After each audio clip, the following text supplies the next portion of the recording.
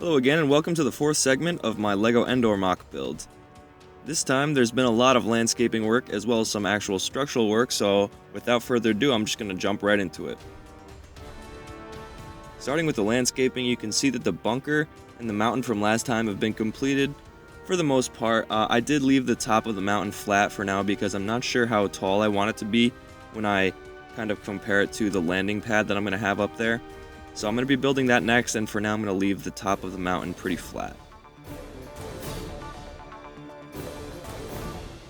I've also continued this mountain to the left on the left section of the base plate.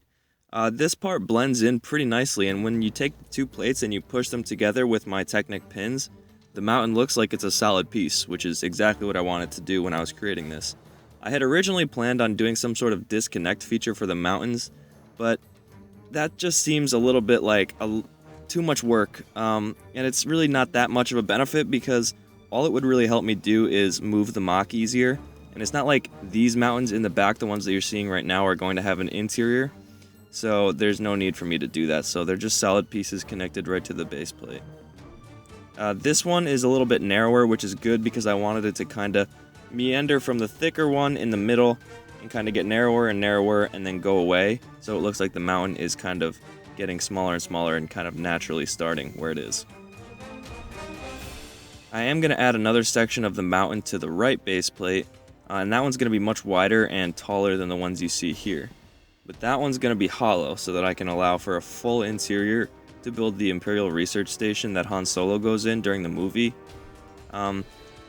Obviously, there isn't too much time in the movie where you can see the inside of this station, so I am going to be looking at Star Wars Battlefront 2's map design, because that allows you to get inside and look at all of the interior structures, the color schemes, and everything. So that's going to be a big help when designing this, and I'm pretty excited to start doing that. The map in Star Wars is, obviously the Endor map. I'll be looking at the first Battlefront's Endor maps and the second Battlefront's. So there's a lot going on in there. I'm going to be looking at everything from wall design to where the pipes are, how the floor looks, the color schemes, and I actually think it's going to be a lot of fun. It might take me a little while because it's really quite a complicated area, but I am going to try and base it off of the movie and the games. So, as for the actual pillars for the landing pad, the work has started, but it's proceeding pretty slowly, which is to be expected. The quarter cylinders that I have here are light gray, and that's working very well.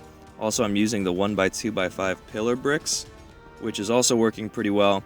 I have a lot of them, so this is actually something that I can get going on and work on pretty quickly. But the problem is that I don't have that many of the quarter cylinder plates. I want to kind of connect the plates at each segment of the landing pad pillar, if you know what I mean, so that it stays together when I try and remove it. I don't have that many of them, so we might have to work a little bit slower than I would like to on that, but I think it's alright for now. Obviously, these supports will not have an interior, because you'd never see it. I don't think anyone would ever take it apart to look at an inside of a column, and it would be too weak to support the actual landing pad that goes on top. Unfortunately, I can't start on the right pillar right now until I remove some more of the plates. I need to add some tiles down there, and I also need to see how I like the left pillar. I'm going to probably use the left one as a test template, and then if I like how I'm working on it, then I'll just do the same exact thing for the right pillar. So I need to order some tiles and some plates, so that will kind of put me on hold for the right pillar for now, but the left one should come along pretty smoothly. And in the meantime, we're going to be working on trees and rocks and mountains, maybe some more base plates, I'm not exactly sure, but we'll definitely have things to do. So speaking of the pillars, I've been thinking about their actual location, and right now they're about 64 studs apart from the center point to center point. So if we want an even overhang of the landing platform on the top, this means that we're looking at a landing platform length of about 128 studs and a width of about 64 studs. This is a little bit bigger than I had originally planned. I originally planned for it to be about 100 by 50 studs, so I'm a little torn here with what I should do. Let me know what you guys think I should do by voting in the poll connected to this YouTube video by clicking on the little I button on the screen.